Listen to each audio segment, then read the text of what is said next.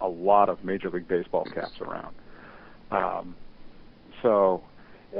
It's not so much, I don't know whether it's going to be passing over other sports as just coming up and competing with them. Because I think people are just going to say, okay, well, this is one more sport I'm going to have to follow. Yeah, I think it's just going to change from being the Big Four to the Big Five. I mean, and that's really what's going to happen. That's a very good way of putting it. Well, Jim, I mean, you wrote an article back in 2010, and it was titled "Americans Too Full for Soccer," and frankly, back then I would have completely agreed with you that we're overloaded with sports. There's not physically room to fit in the Premier League.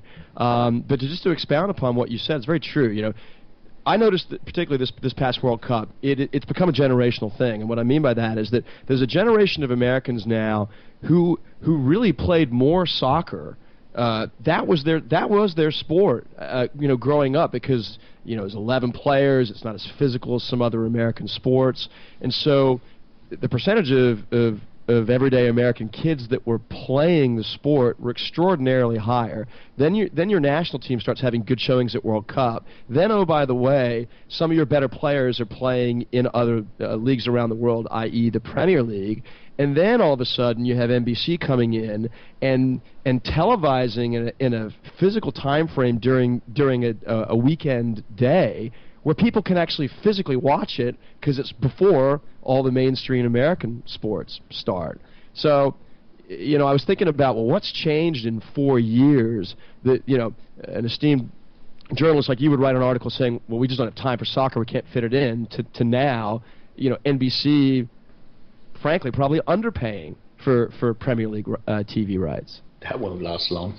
No, it won't. No, it won't.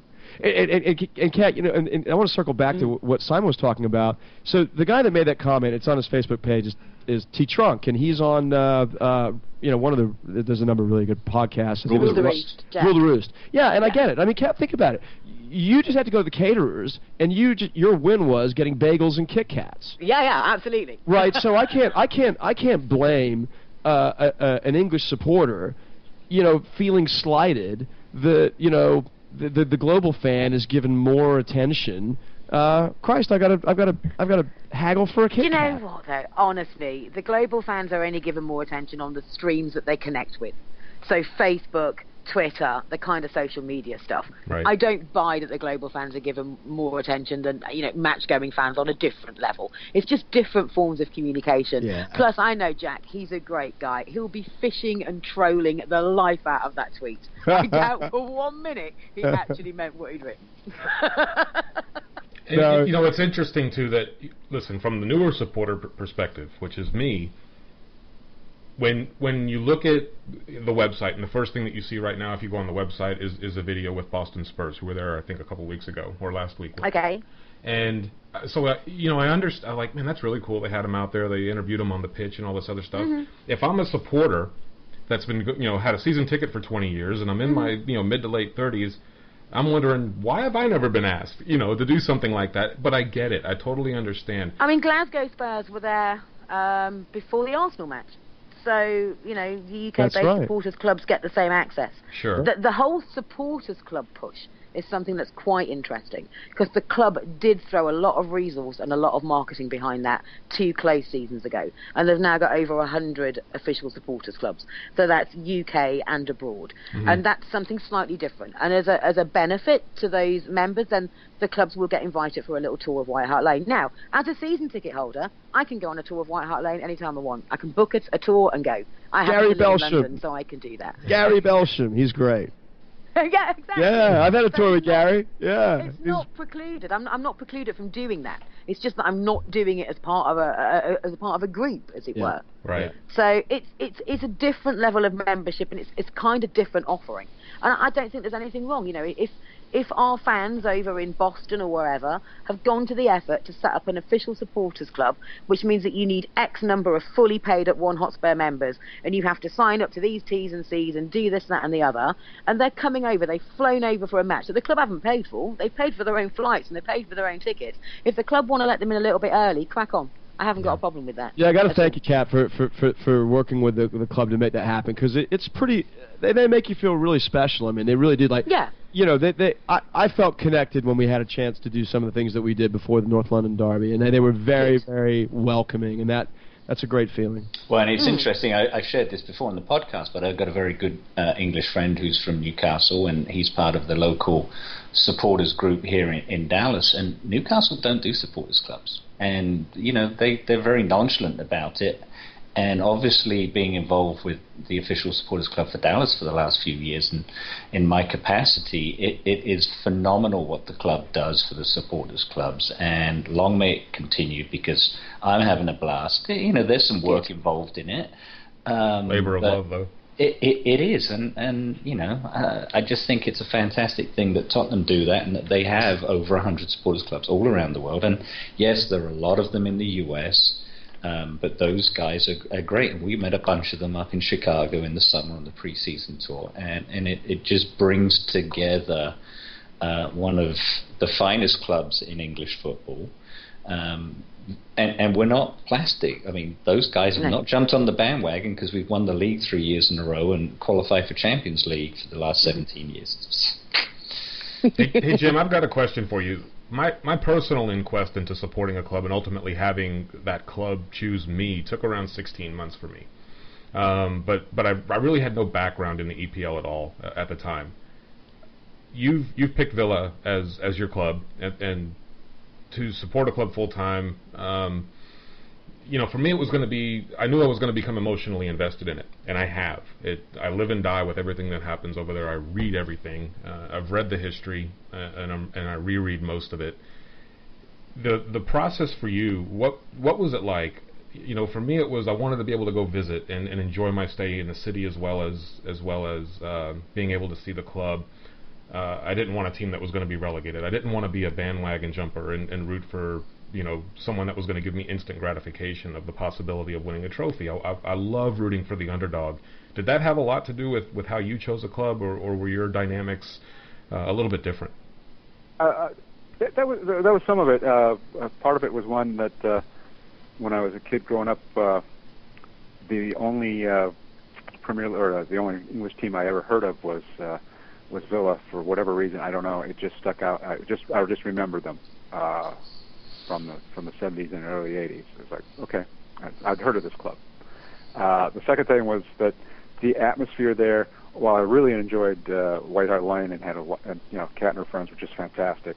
Thanks, Jim. I mean, if you go, you've got, I mean, really, I mean, they were the most welcoming people I've ever come across at the stadium. But there was such a family atmosphere, and everybody seemed just happy to be there, and I liked the stadium.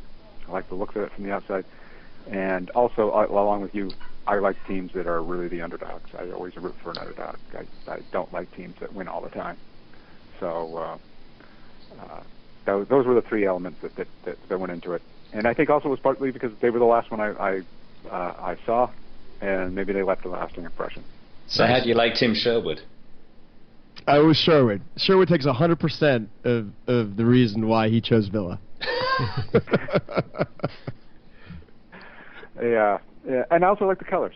I like the colors. Claret and blue. Yeah. Okay, so for Katrina, I wanted to touch on the trust a little bit. When did the trust start, and who started it? Well, it was originally formed in something like 2002. So clearly we were all small children at that stage. Yeah. Wow. It had a period of initial success and then kind of went a little bit dormant for various reasons. I wasn't involved, to be honest. So I got involved 2 years ago. There was a group of us who were elected to basically revitalise and rebrand the trust and make it relevant for 2013 or whatever the year was at that stage. So for the last 2 years, we've been beavering away, trying to rebuild our brand, trying to reopen our membership. There's an awful lot of work that we had to do back end. So build an entire new database, build an entire new website, and then sort out our proposition, sort out our position on key issues, getting a mandate from our members as well. So I'll just rewind slightly. So for people who don't know what a supporters trust is, it's basically a formal, democratic, non-profit organisation that's run by fans for fans. So our purpose is to help fans join together, strengthen their influence over the way their club is run, and improve the links between the club and the community it serves, as well as just the club and the fans. That's kind of like a union sort of thing. So we're all about the supporters. Everything that we do is for the benefit of the supporters. Now, obviously, match-going fans take up a massive amount of that. So if we're pushing for safe standing areas or we're pushing for ticket pricing reductions, it's going to primarily affect fans that are going to games. But there are all-encompassing campaigns that, the overseas supporters clubs who are members of the trust, we try and get them involved with too. So I've been on the board since 2013, so I'm now in year 3. We just had our AGM, so I'm now co-chair, along with Martin Cloak, who you had on your show a few weeks ago. Yeah. So we're busy on a lot of, Tottenham-specific campaigns at the moment, and a lot of national campaigning, which we kind of touched on earlier. So we're a board of 9, 2 of Ledley and the Kings, who were on your show a few weeks ago. Adam Manson and Adam Nathan, they joined our board in February. So they're a great crack, actually. They're good lads to have around. Nice. A bit of a younger demographic from the Yeah, we well, enjoyed chatting with them. They were a lot of fun. Is that every year there's new board members, or is it? Yeah. So as part of the democratic organisation bit, we have to have an annual general meeting. We're formally run, so we're a Friends and Industrial Provident Society. So our AGM is more complex than a FTSE 100 company. Honestly, it's a nightmare to organise.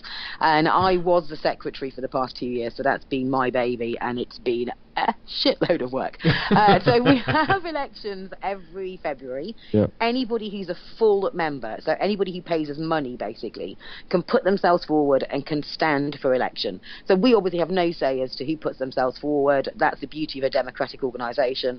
Our job is to try and make it as an attractive prospect as possible to as many people as possible, so that we'll get enough candidates to stand forward. So yeah. Well, let me two questions. Number one, could you ever envision a situation where a supporter in a foreign country could be on the board? That's question number one.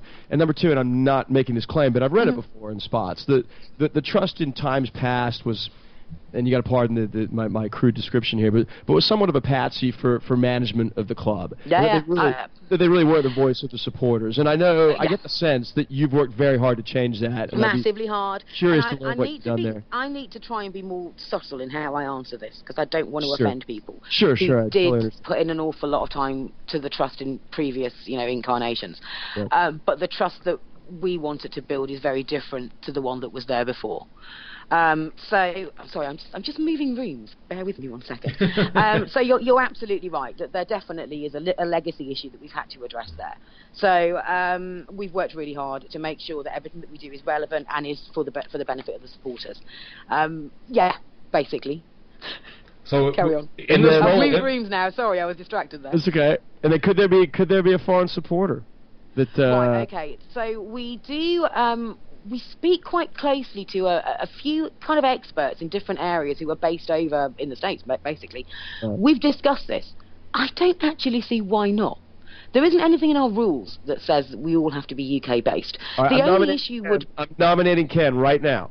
Yeah, you go on, Ken. The only issue would be there is a rule about attending board meetings. So the question about foreign supporters on the trust board, there's nothing in our rules that says you can't do it. You would need to attend a board meeting a year. That's all in person. That's the only thing in our rules. And the only other issue would be meeting with the club's exec board, which happens 3 times a year. We like to get as many of our board members into those meetings as possible. So, for example, we've got one tomorrow night. So that's just a small meeting with Daniel Levy and Donna Cullen and Matthew Collicott over at the new HQ over at Lily White House. Yeah. And you like him, don't you? I mean, I think I a Daniel fan? Yeah, like he's a real. Daniel thinks I hate him, so that's quite interesting. But you said, I think I read somewhere that you were surprised at just how outgoing he was. Like he gets this rap for being sort of a cold fish to supporters, and you didn't get that impression, did you? No, I think Daniel operates really well in small groups. I get the impression that he's not particularly comfortable with, being in front of a mass of people or doing loads of media, which is fair enough. The thing that struck me the most is how much of a fan he was. he really is a fan, which I think most people kind of miss. Obviously, I'm not going to judge him on every single decision that he's ever made in terms of Tottenham Hotspur, but we are a very well-run club. The financial report that came out on Friday is just, tantamount to that. And I think as we look to build the new stadium with all the funding and et cetera, he'll really come into his own along with Matthew. But yeah, he's perfectly charming. There's nothing that I can say negatively from personal experience. Yeah, I think that's something that people miss when they, because the TV shows Daniel on the TV, or whatever, when he's sitting in his box and he looks very matter of fact or downtrodden or whatever, or he's very